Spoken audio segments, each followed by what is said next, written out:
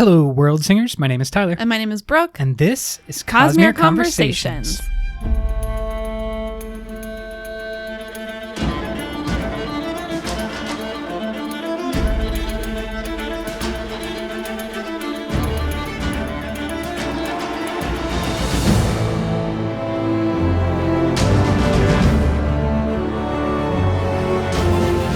What we are going to do in this episode is take a look at several Word of Brandon's, a WoB episode. Yeah, this was, I reached out to people on Facebook and was like, hey dudes, what kind of episodes do you want? And someone was like, I like the Word of Brandon ones because there are so many and I can't read all of them. And I was like, same. That is always the case. There's always more Brandon and he has words. Yeah. And I feel like when you try to interact with the fandom online a lot of times or read the wiki, there are so many references to Words of Brandon that people are theorizing on top of and stuff. And so if you are unfamiliar, it can be very overwhelming. Yeah, I think that is actually kind of one of the gatekeeping-esque problems of the Cosmere. Yeah. Is that unfortunately there's so much information and so much theorizing that it can be a little overwhelming to someone who is new or even someone who's read all the books but just not been in touch with the online I feel world. overwhelmed and I host a podcast about the Cosmere. But we are not gatekeepers. We are gate breakers. Oh, nice. We are here to help y'all participate in the fandom because that's what I'm all about. Yeah, we're like a new Radiant class. There's the Skybreakers and then there's the Gatebreakers. And that's us. We just kick this stuff down. Just get out of the way, gates. All right, let's take a look. We're just going to kind of go through some things that we pulled out. We are in the midst of our reread. Warbreaker is coming up. So if you are working on that, that's awesome. We're going to have a couple of Warbreaker / Nalthis specific Words of Brandon that may help you out during your reread, and then look for a podcast on Warbreaker in coming just a up few. Soon. Yeah, exactly. Let's go to a question about the latest Stormlight Archive book, which is book number 4, called Rhythm of War. Not really a question, just a statement by Brandon about a little sort of idiosyncrasy in the structure of this upcoming book, which I thought was really interesting. He says that contrasted to Oathbringer, which was, definitely Dalinar's book, all of the flashbacks were Dalinar's and a lot of the main action in the book is focused on Dalinar. This upcoming book, Rhythm of War, does have Venli and Eshonai flashbacks in it, but the main story of the book is focused a lot more on another character. And he's saying this is something that just naturally sort of came up. And it is not a person that he currently has scheduled for a flashback sequence. So it's not one of our main people, Kaladin, Shallan, Dalinar, Szeth, blah, blah, blah.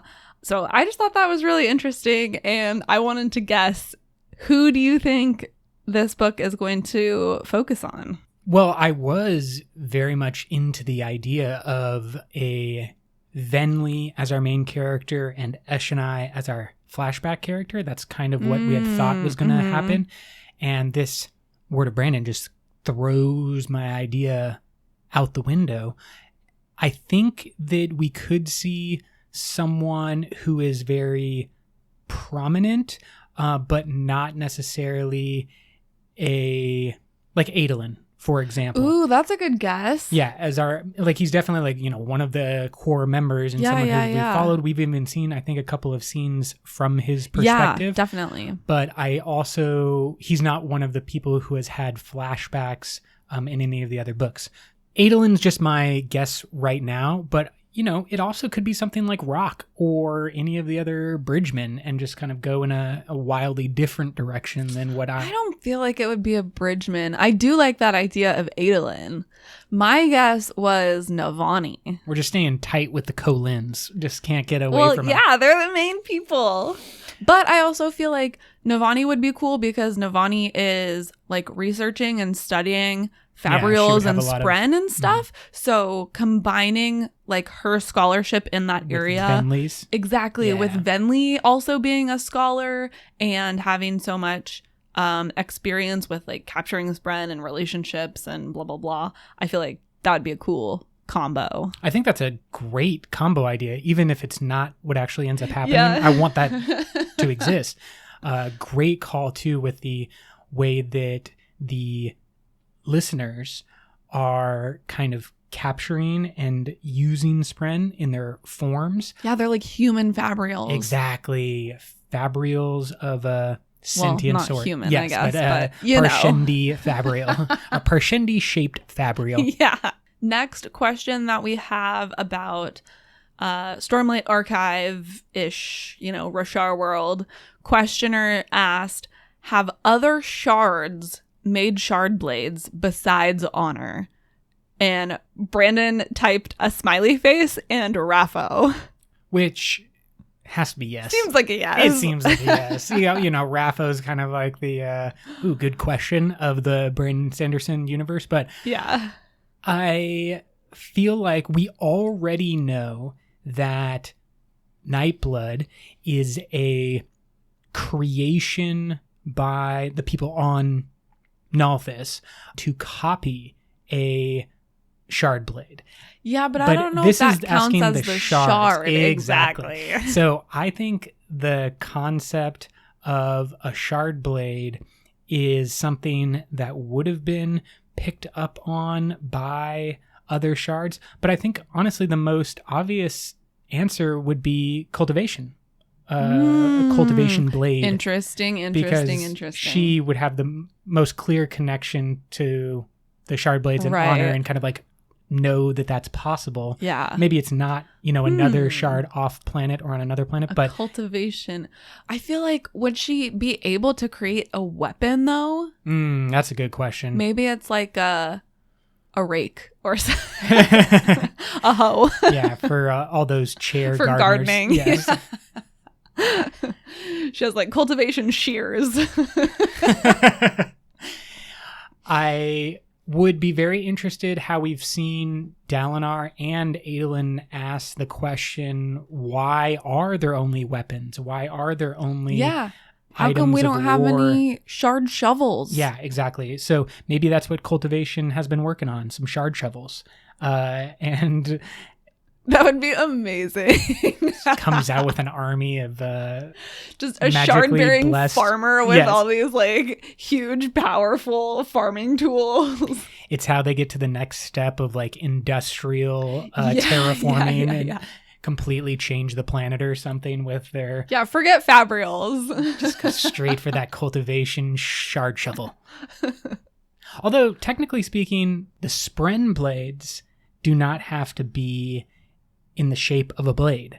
You can have the shard fork, the shard stick, and... Yeah, staff. Yeah, exactly. So I wouldn't put it past someone to create a Spren shovel or, just like... Fair enough. Whip that out at any moment. It Yeah. would be really funny if you just saw like Kaladin just be like, hey, Syl, I need a real good shovel right now. I feel like Syl would just be like, no. Well, yeah. You can't use me to be a shovel. Yeah, I refuse. Honor Sprenny. Very proud and uppity a little bit. But, Wendell would be like, yes, shovel with me, please. That's his dream. I don't have to hit anyone. Okay, moving on to our next sort of section here. Words of Brandon, all about Warbreaker world, Nalthis, to kind of prep for our upcoming episode on Warbreaker.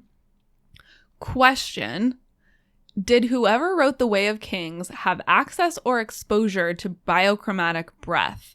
There was a scene in chapter 26. It could just be speaking of candles and breath, but the way that you wrote it made me think that there was some connection. And the answer is there has been long-standing travel between those two planets.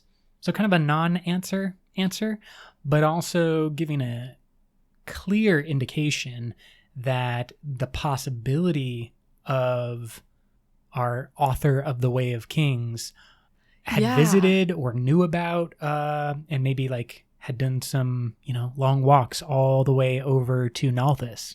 Yeah, super interesting because we know that, Zahel, Vasher, has a connection between those two planets, clearly. But I've never really thought like, oh, I wonder if then the reverse is true, that a Rasharan spent some time hanging out on Nalthis. Well, remember. And this sounds like, long-standing, has been going on for a long time. Yeah, long-standing economic systems throughout the greater cognitive realm that I love so much. Economic systems don't pop up quickly. Like, you got to build that over a long period of time. Maybe this is like the beginning of Silverlight. Yes, like something like that. The author of Way of Kings and Vasher, both, scholars, got together, shared their scholarly wisdom, founded Silverlight. Now I'm just totally making things up. But it sounds like a good... Yeah. We've entered into fan fiction territory. Okay, let's go to the next one.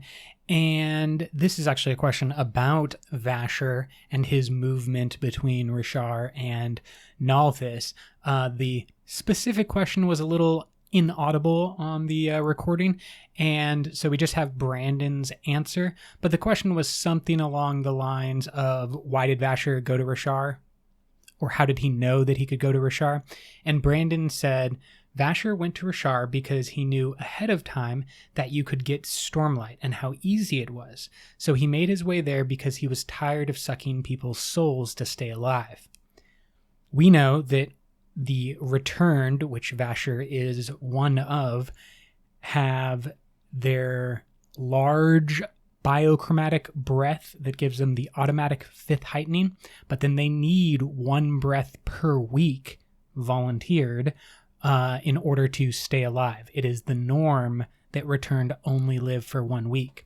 So Vasher has been unnaturally extending his life by taking someone else's breath 1 per week. And in particular, when you consider that Vasher is not like living the life of a returned god. Yeah, yes, you gotta go get that Nalthis in some other weird way. Right, where like you kind of have this excuse of like, I'm your god, give me your breath. Yeah. Like just as a people rando. Are lining up like to do it, and they're like, please, we'll give you my breath, my family's breath, any like amount of breath that you want for all eternity. And the gods are like, no, I gotta listen to this flute player and eat some grapes or something like that. But Vasher has been doing it on the sly, and so that could have been happening. It's got to be even more difficult because breath has to be given voluntarily. He can't just take it. Yes, and there's always the question of like, what is voluntary? Yeah. But I think we're all in that position now under our long quarantine. We're asking the question, what exactly is voluntary? I think it's an interesting concept just because it introduces how investiture is universal, how he doesn't need a breath specifically, he needs investiture, a measure of investiture. Yeah, and it seems like investiture is most easily accessible to anyone across the Cosmere if they go to Rishar and get Stormlight. Pretty much, because it just like flies through the air. Yeah, and just comes on the back of the Stormfather and is spread by the storm. I think this is going to be a big part of the greater Cosmere being more and more connected. If investiture we think is some type of fuel for development, fuel for growth, where we've been talking previously about how the Scadrians using their different magic systems in order to attain something like space travel, maybe it would be easier if there was kind of like oil, basically, how we use, oil and gasoline to power so many different pieces of technology that allow us to do so much. Basically, you could be using whale blubber like the Scadrians, or using something like coal burning like the Nalthians, but the best, most easily accessible is that sweet, sweet Stormlight.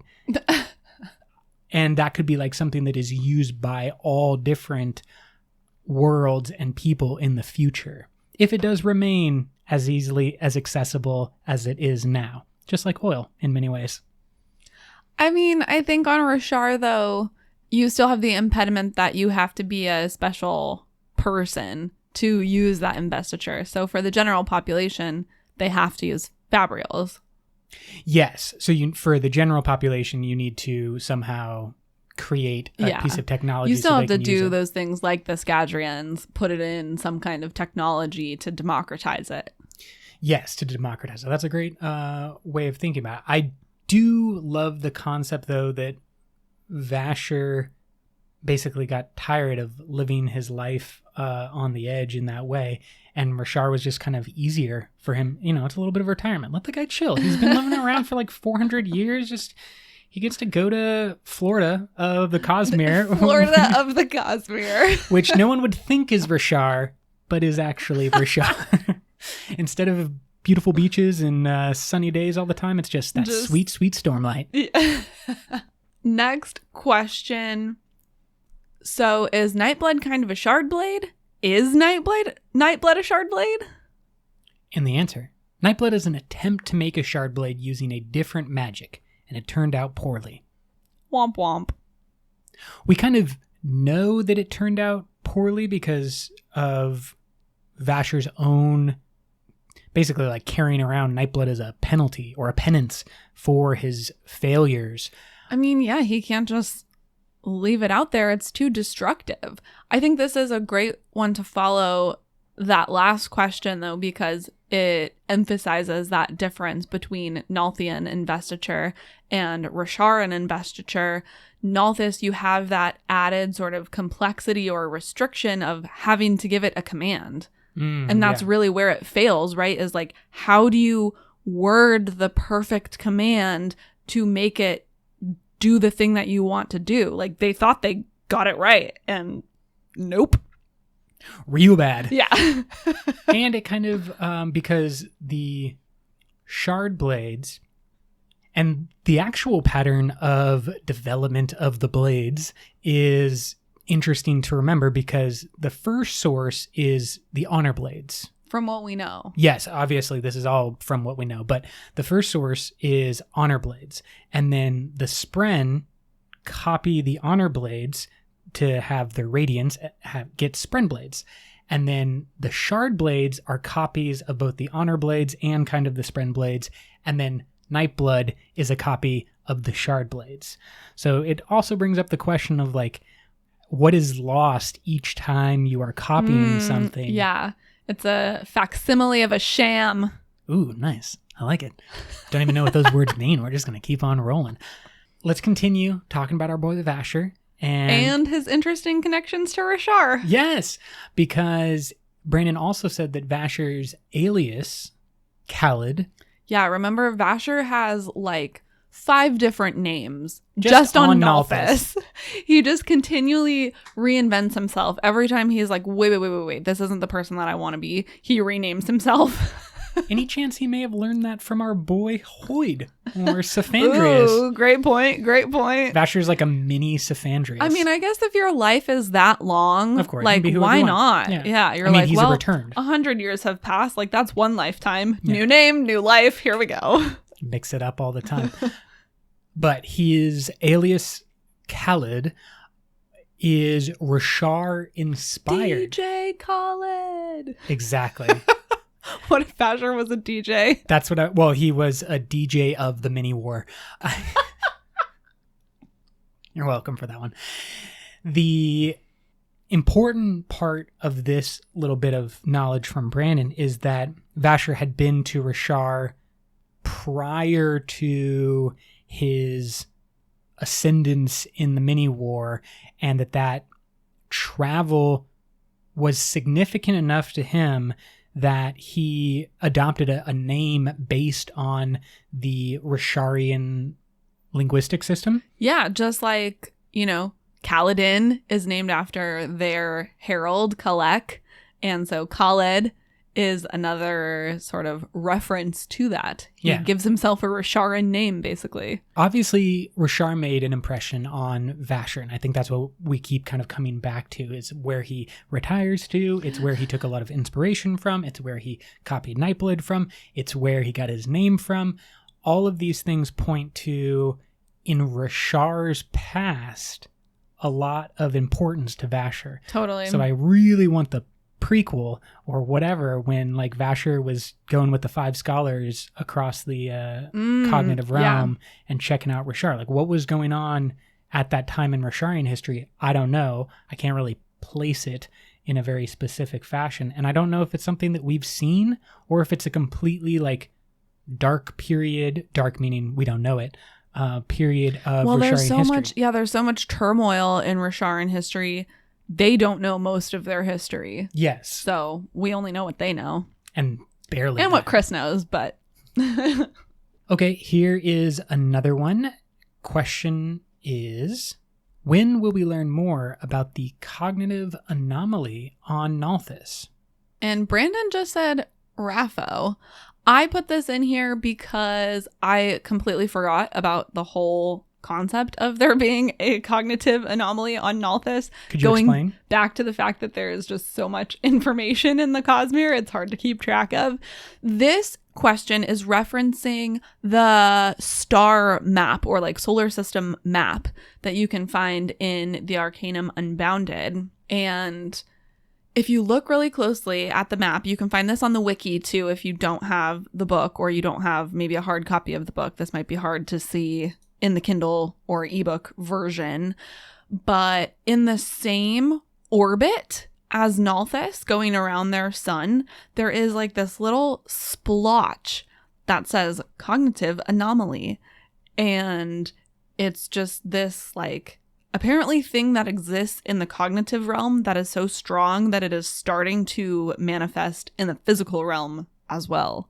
So fascinating. Could be like a whole planet or a moon or something. What if it's Silverlight? Yeah, manifesting itself in the physical realm. It exists in the cognitive realm, but because it's like growing, it's starting to become physical too? That would be interesting too, as why the Nalthian system, like what is significant about this system that would allow a Silverlight or whatever this anomaly happens to be, what would allow it to start manifesting? Is it something with the shard itself? Yeah, maybe endowment. Next question. What are the prerequisites for someone becoming returned? Does it depend on how much breath they have? And the answer, it does not depend on the quantity of breath, but I'm not revealing the specific prerequisites since I need to save something for Nightblood, which is Warbreaker 2. I think this is a fascinating question because that's really at the heart of what Lightsong is also trying to figure out in Warbreaker is, you know, why me? Why all these other gods that I don't really believe in and don't see them as godly or divine? And they have some in-world theories about why some people return and some people don't. I don't know if it's really backed up by the actual functioning or like mechanics of the returned though, because their idea is that if you die in like a particularly valiant or good way, in whatever way is required to become returned. So Lightsong died in a brave or valiant way.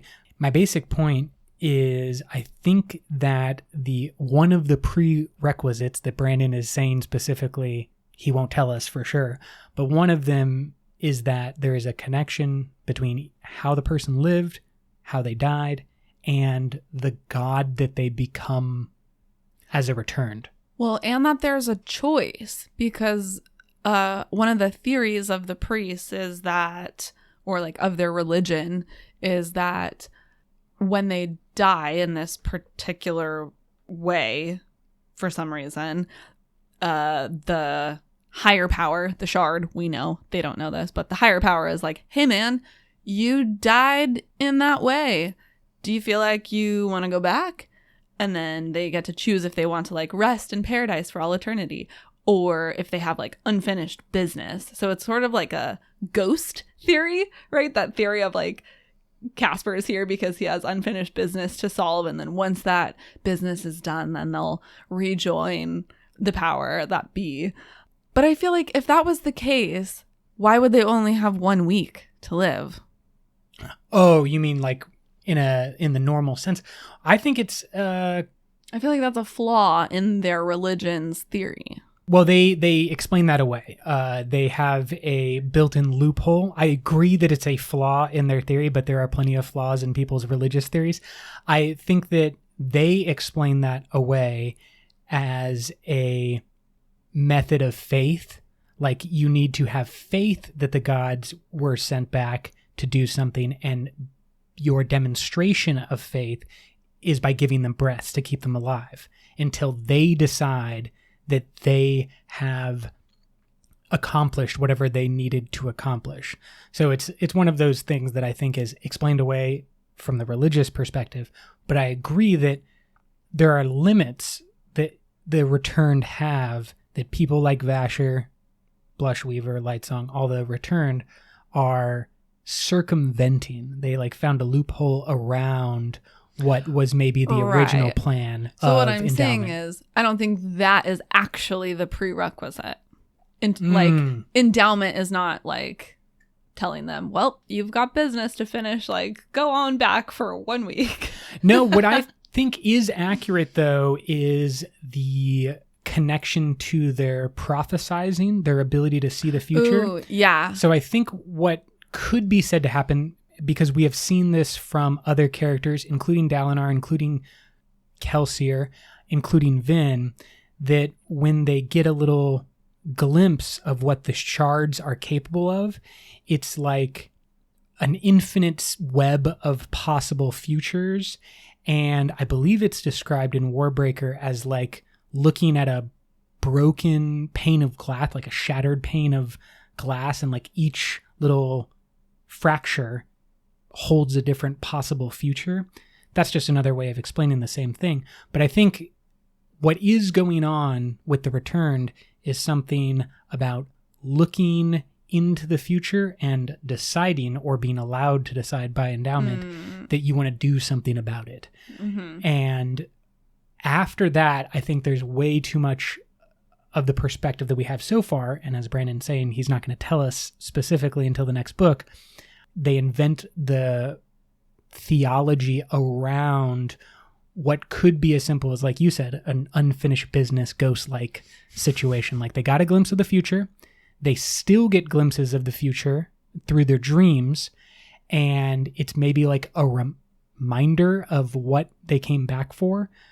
I think we should probably save a little bit of our deep dive theorizing for our Warbreaker. Good point. Good point. Let's go on to the next one, which is more Warbreaker. Question. A while back, someone asked if Hoid's sword is Nightblood, and you said that was interesting. Is it similarly invested? And then Brandon answered, I'm going to raffo that, but it is a very interesting question. Now, we don't always see Hoid with a sword, but when we do, it's a very thin, kind of like a rapier. I don't know if that was pronounced correctly, and I apologize to everyone who is anywhere close to French, even the French Canadians. I apologize to you too. However, the, very thin sword used in like fencing, that doesn't necessarily strike me as a incredibly powerful weapon. But if it's invested, exactly, if it's like a Nightblood, the question I think is, we know that Hoid is kind of working on collecting all these different types of investiture. It would really make sense if he saw Nightblood and was like, oh, look at this. Cool. I'll do that too. And then, maybe made a better version of Nightblood. It does seem interesting. Like, he already has this invested sword, and then he's going to become a Lightweaver, as we see at the end of double blade, something. Now he has 2 invested swords. That would kind of line up with Vivenna / High Marshal Azure, where she has not a shard blade. She has she has Nightblood. labeled. Well, she has Nightblood 2.0. Not, yeah. We've labeled it Nightblood 2.0. But I think that the question is, maybe who did the inventing first? Yeah. Was it Hoid who made this thing, and then Vasher learned, and the 5 scholars learned about it and were like, oh, Hoid did this.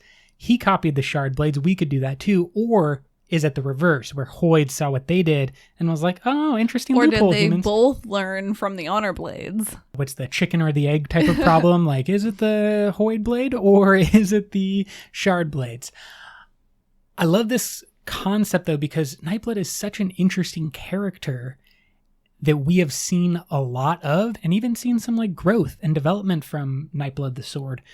I question, are we going to see that same thing from the Azure Blade or this possible Hoid Blade?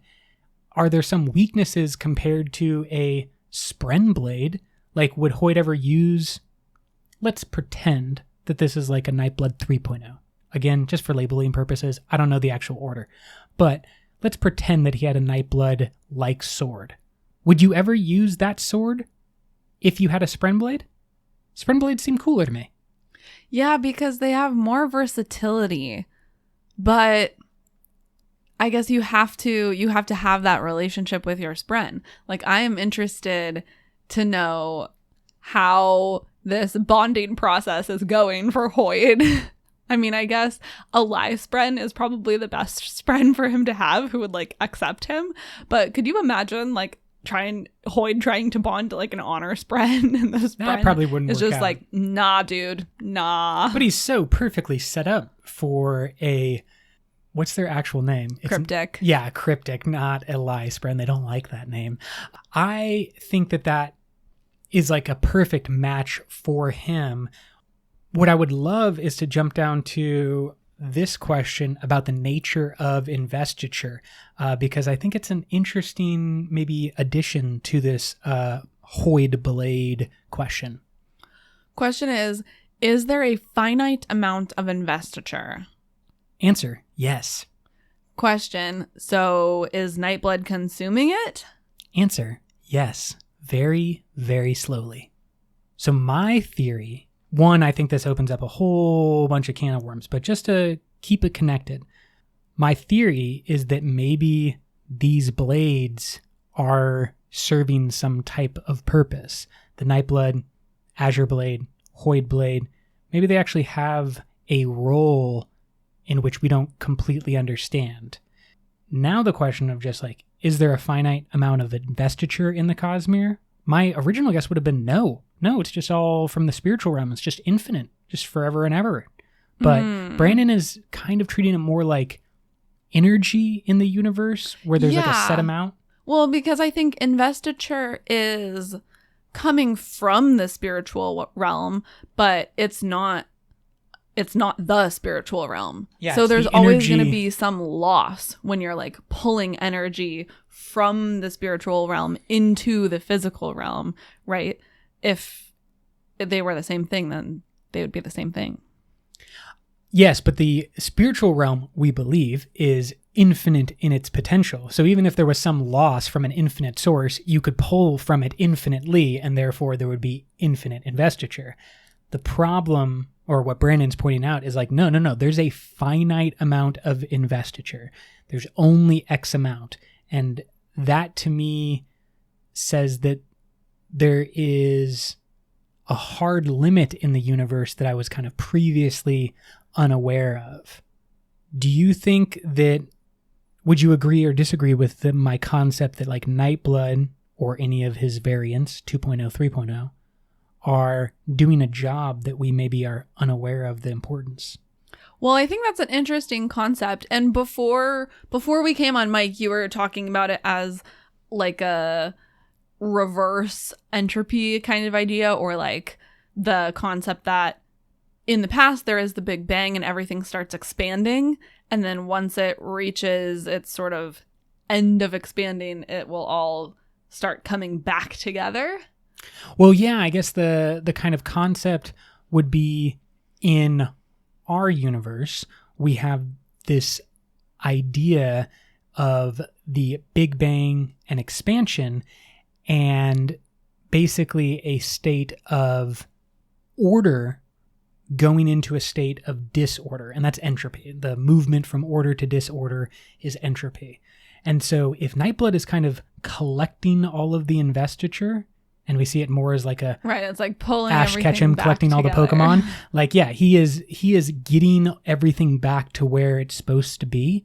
Maybe then that becomes a tool to recreate ad nauseum, for example. Like if you have enough investiture stored in Nightblood, Yeah. then you can use that in some way. I guess it depends on, like, is he really storing it, you know? Or is he just, well, he's consuming Because, it. yeah, the So phrase how does was he, consuming. yeah, that's different which, than storing. Yeah, which sort of indicates that he's using it as fuel to perform a function, Ooh. you know? So then the energy is being used, but is going back into the world in a different form. Okay, I have a question, and this might have been asked already, and I just don't have the answer in front of me, but I'm going to put it out there now. See what you think. Fans, hit us up, Reddit, Twitter, Facebook, all the things.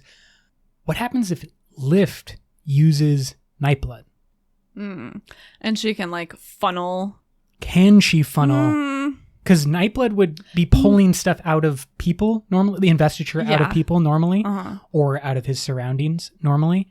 But Lift has this weird aspect of like her consuming food. I don't think so, because and converting it into Stormlight. In a way, she would actually be worse. The worst person to use Nightblood. Because she doesn't have as efficient use of Stormlight because she has to ingest it. But she's also very low on her totem pole of Knight's Radiant, so maybe that changes somehow as she steps I'm sure up. it improves, but I think just as a function of A baseline. the digestion, it like more has to go through the physical realm. Yes. So there's definitely it changes how it works. Loopholes around Lift that we have talked about multiple times. I just wonder, is there this idea of Nightblood consuming stuff?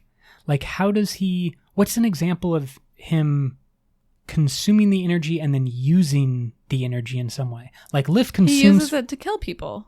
No, he sucks things from people. Their investiture, their soul, their essence. Yeah. But then where's the use of that? Where is it being put back out into the universe? Because Lift, she consumes something and converts it into Stormlight. Basically, what is Nightblood converting all of this investiture into? Have we seen that? I think it's just his consciousness, the awakened state. Oh, like breath. Yeah. Like okay.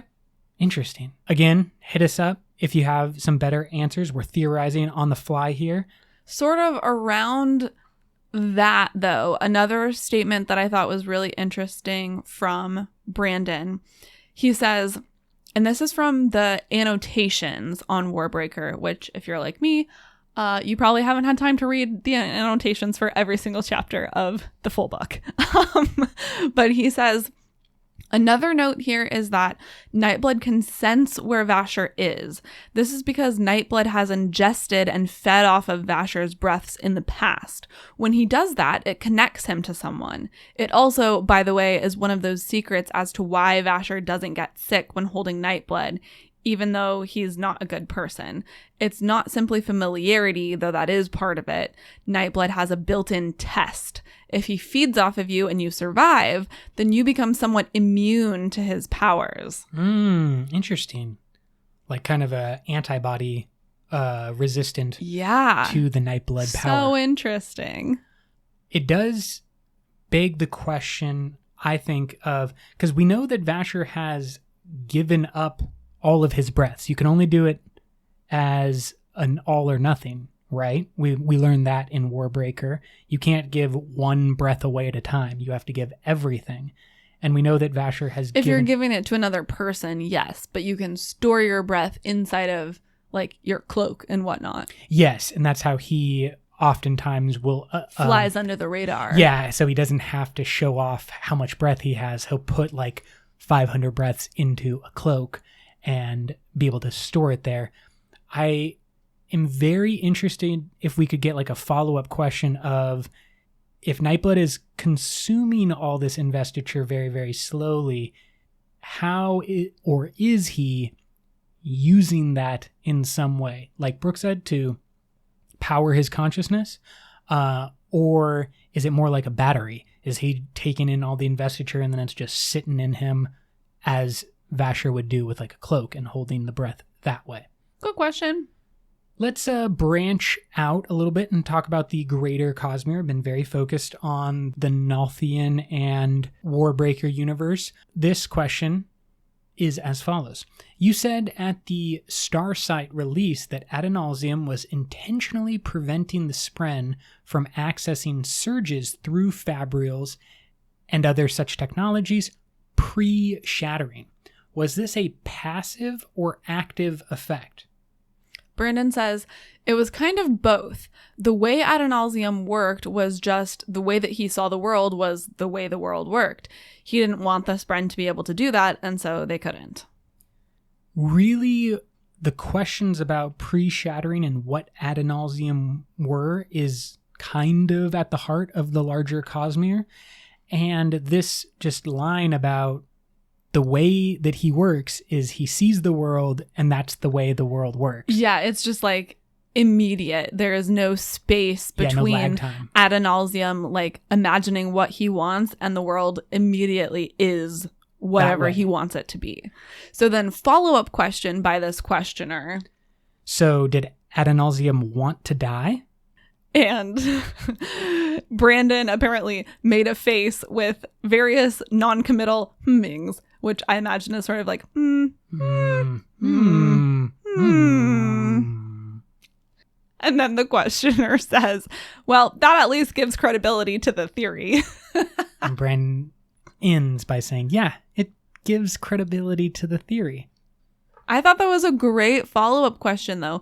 If the world is exactly the way that Adenalsium wants it to be, then yeah, like what about his death? Yeah. Which is not to say like we as humans generally don't like dying or don't like the idea of thinking about death, but maybe if you are an all-powerful sentient human type thing, you eventually get to the end and you're like, okay, cool. Well, and then connecting it back to this idea of like the finiteness, energy and stuff in the Cosmere, just like the world that we know, nothing can be, destroyed or created. It's all just cycles around. If you're an infinite being, you're like, well, I mean, even if I'm in 16 pieces, like I am still me. The energy Nothing is there. has been lost. Yes. Like I am still here. If you are able to perceive things that way, and we don't know if that is how things are being perceived by maybe a still present Adenalsium, it's possible that just what you described is exactly what is happening. And he's just like, I wanted a new form of existence, and we tried this whole 16 thing out. And, some positives, some negatives. But I think I'm going to use my boy Hoyd to kind of put this all back together now. Well, like the concept of the one, right? The religion on Rashar. Mm-hmm. And isn't that religion also the one that has a concept of like there's a 7-step path or something? Yeah, what Yim says is, quote, we are Iriali and part of the long trail, of which this is the 4th land. Eventually, all will be gathered back in when the 7th land is attained, and we will once again become one, end quote. So 7 lands is kind of like the final version, and that's when everything comes back together. There's this idea of the long trail and that they are in the 4th land, or it's so hard to understand any religion when it comes to, are you being literal or figurative? Is this the 4th land as in like the physical planet that you are on? Or is it the 4th era? Is it the 4th epoch? Yeah. Is it the 4th time that we tried to do this gathering back together, and it's going to take 7 times total? Those types of questions we obviously don't have any real answers or insight to, but certainly for this belief on Rashar of the Iriali, they have a kind of concept that seems very similar to Adenalsium in many ways, about being one, experiencing nothing but knowing everything, breaking apart in order to experience, and then coming back together. Kind of seems like that's what's going on. But we don't really know if someone like Hoyd is helping that process or just on his own little journey, and what the greater point of the Cosmere is definitely still shrouded in mystery. Before we close out today's episode, I do want to give a quick shout out and follow up to our previous episode where we asked any physics-minded people to help us out with our Mistborn faster than light technology ideas. And Irving reached out to us on Facebook. Thank you so much for giving us a little physics help. He said that he thought our idea about Marasi was right on and he thinks would work, but he was kind of like, I'm not sure. He says the thing with mass and time dilation, as you increase in speed, mass increases, but with an iron fairing you can lower the mass, which kind of breaks the relationship between those two things. And then his idea is that it might be related to fortune, which we think is something like being able to see a little bit into the future, or like, chance, luck kind of thing. And he said that maybe you could manipulate fortune to abuse a phenomenon called quantum tunneling.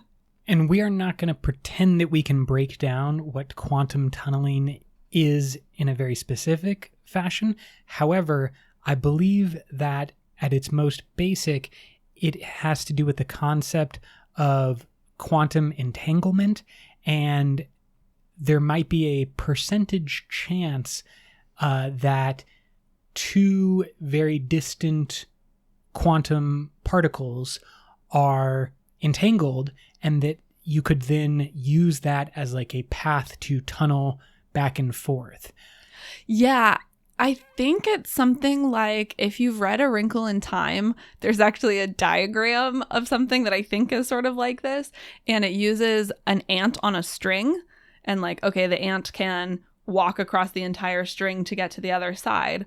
Or if you're holding the string on each side, you can move your fingers closer together. And then the ant can sort of travel that space without actually traveling the space. So it gets from one end to the other without having to walk the whole string. Yeah, and that would definitely solve a lot of the problems that we brought up dealing with mass and time dilation, is if you could tunnel, or a wormhole, another way to maybe describe this. Yeah. Basically having the outward appearance of a teleportation-like thing, where you would step into a tunnel on Scadrial and step out of a tunnel on Rashar without actually needing to travel the physical distance. If that or something like that is possible, then certainly the concept of movement across the Cosmere gets solved very, very quickly. But then I feel like that also is kind of like, I mean, if you're just going to do that in the physical realm, why not do it in the cognitive realm? Because the which is basically what you can do. Well, it has less distance, but it does still have distance, as we learn in Oathbringer. Like, they do need to walk, and like the shard pools are far away, and Azure's like, you're going the wrong direction. I need to go to the shard pool in the north, we believe the Horneater Peaks. And then the other thing with that, which I think I mentioned to you a while ago off mic, is that as the societies start to develop, and for example, if space travel in particular starts to develop, the space in the cognitive realm is going to increase. Mm-hmm. Right now, it's so much faster to walk through the cognitive realm because the space where nothing is happening and no one is thinking doesn't exist in the cognitive realm. But as people start traveling through that space, it will start like existing in the cognitive realm. So that stops becoming as effective of a traveling medium. All of these types of things bring up a lot of great questions, and we both appreciate the questions coming in, the assistance from people like Irving, all the people who exist on the Coppermind and who are at the different events where Brandon is answering all of these questions. Of course, Brandon himself gets a shout out, big friend of the pod. He listens all the time. We are coming back in just a couple of weeks to deliver you even more Warbreaker breakdowns. and hopefully be able to take some of the knowledge we've learned today and apply it to our Warbreaker reread. We are almost a Stormlight Archive, guys. Get pumped. Other Stormlight notes, the UK cover for Rhythm of War has been released. It is amazing. The Call to Adventure expansion pack, Stormlight Edition, is pumping out a bunch of artwork that will be part of their card game / board game. I think it's got a couple of different elements. But if you are interested in Stormlight stuff, there's a lot coming down the pipe. Most importantly, we got to finish our Warbreaker reread and then on to the Stormlight Archive. Until next time, life before death, Strength before weakness, journey before destination.